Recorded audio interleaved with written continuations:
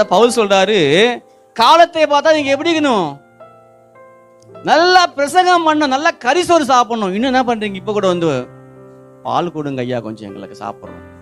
ஏமா கறி சாப்பிட்டா ஜீரணம் ஆக மாட்டேங்குது எங்களுக்கு, அது உடம்புக்கு ஒத்துக்க மாட்டேங்குது எங்களுக்கு, வந்து வாமிட்டிங் வருது, கறி சாப்பிட்டாவே எங்களுக்கு ஜீரணமே ஆகலாம். ஆமா 6 மாசம் குழந்தை போது ஜீரணம் ஆகாது தான். நீங்க எப்படி இருக்கீங்க பார்த்தா இன்னும் ஆளு தான் வளர்ந்தீங்க தவிர இன்னும் சுபாவமே மாறல, அப்படியே இருக்கீங்க, குழந்தை மாதிரியே இருக்கீங்க. இன்னும் அந்த ஞானம் அதே பால் தான், நல்லா பால். அதுக்கப்புறம் பார்த்தா ஃபர்ஸ்ட் பால், செர்லாக்கு, அதுக்கப்புறம் வந்து ஜூஸ், அதுக்கப்புறம் டிஃபின், சாப்பாடு, கறி. அந்த லெவலில் நீங்க எல்லாம் போகணும். இப்போ நீங்க என்ன பண்றீங்கன்னா இன்னும் கூட பாலே போதுங்க எங்களுக்கு, அதே ஆரம்ப நிலைமை தான். ஆரம்ப ஸ்டேஜில் என்ன நம்ம சொல்லணுமோ அதே தான் இப்போ கூட.